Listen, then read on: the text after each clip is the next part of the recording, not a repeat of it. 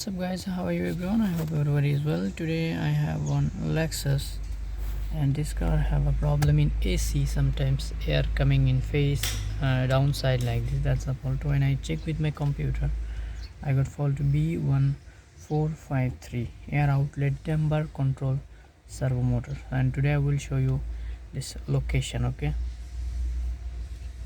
see driver side, go inside, and here you can see 3 servo motor, 1 and 2 is there, and 3 is blue wire.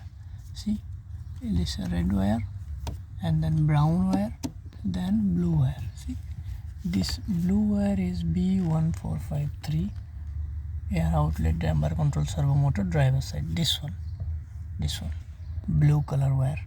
Okay, every Lexus car has the same servo motor and same color in wire. Okay, this blue wire, you can see 3, this one